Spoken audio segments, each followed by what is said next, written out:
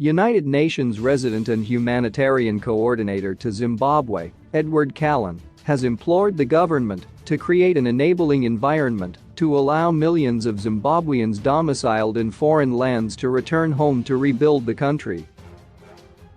Tensions have been rising especially in neighboring countries, particularly in South Africa, where some Zimbabweans have been subjected to xenophobic attacks by locals who are accusing them of taking their jobs.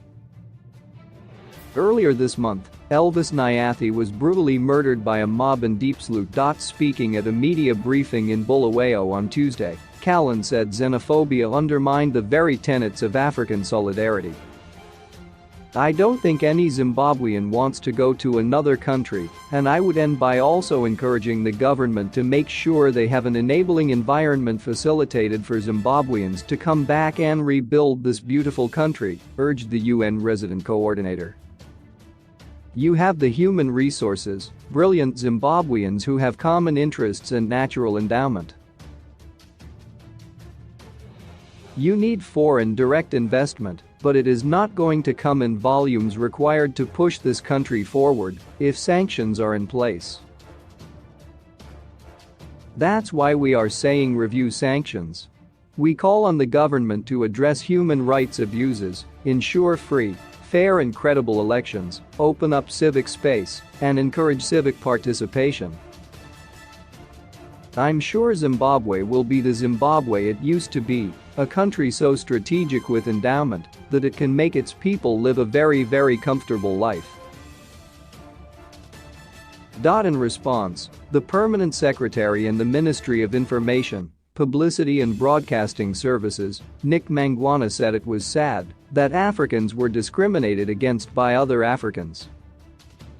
"It's really sad that we at this stage of African solidarity, unity, multilateral approach and borderlessness, I would say the affairs and situation where Africans are discriminated against by Africans. It's tragic that these xenophobia sentiments are being whipped, and in some cases by politicians," he said on the backdrop of the International Day of Multilateralism and Diplomacy for Peace, celebrated annually on April 24.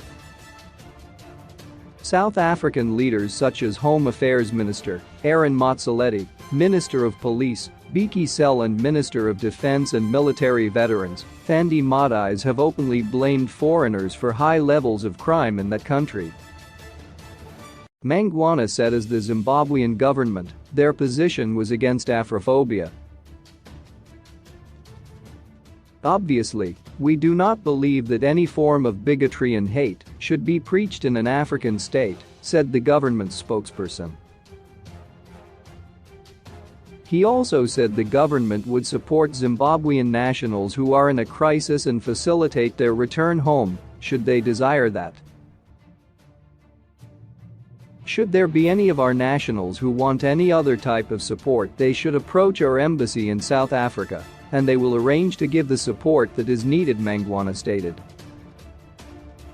"We work with the International Organization of Migration in terms of rehabilitating people that come back into the country, doing so, together, the government and other agencies which helped us during the peak of the pandemic. So again, in terms of their needs, or depending on their needs, we can't say they will come and get job priorities, but should they face any hardships, the government will support as much as it can through the social."